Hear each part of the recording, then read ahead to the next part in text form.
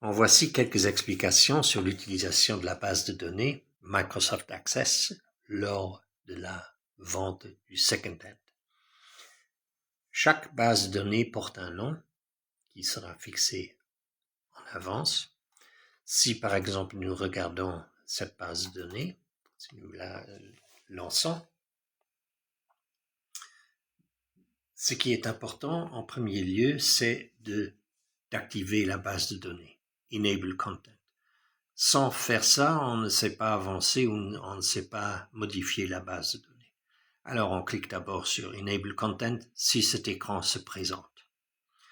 Ce qui est important aussi, c'est en bas de l'écran de mettre l'heure et la date à jour, si ce n'est pas déjà le cas.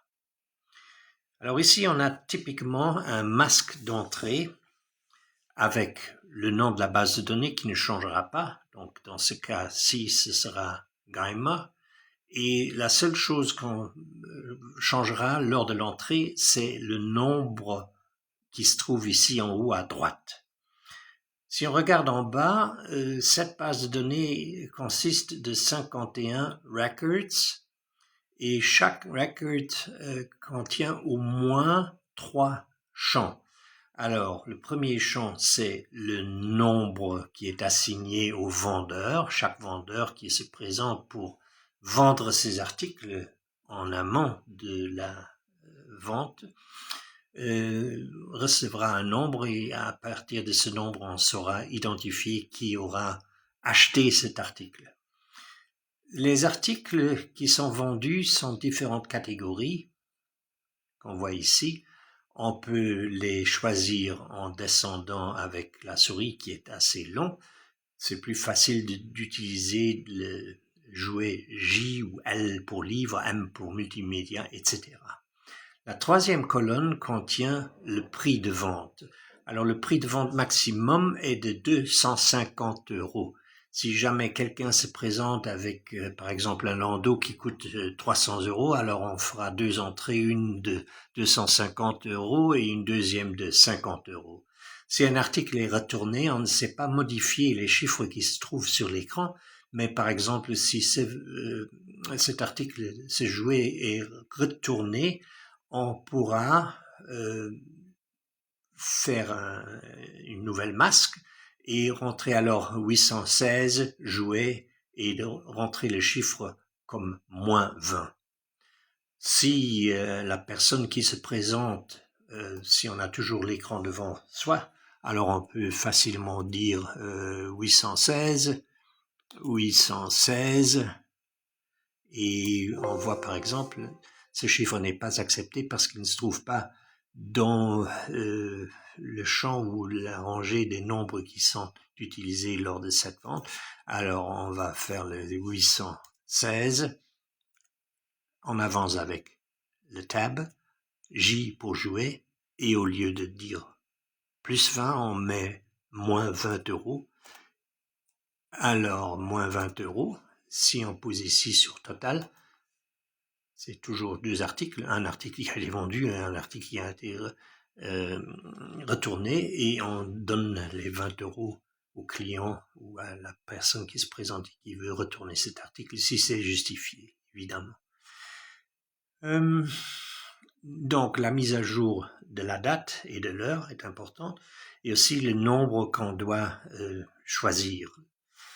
Lors de la vente, on est à deux, un binôme, c'est-à-dire un caissier ou un opérateur sur l'ordinateur, et un assistant qui prendra l'étiquette qui se trouve sur chaque article, donc qui consiste dans le numéro qui est assigné au vendeur, l'article, la nature de l'article et le prix de l'article.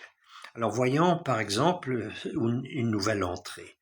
Ici on a 51 sets de records, on clique alors sur nouvel acheteur, et ici, donc le nom est assigné en amont, on est sur le champ 52. Si jamais on se plante et si le 52 a déjà été utilisé, ce qui peut arriver, alors on peut facilement utiliser 52A, etc.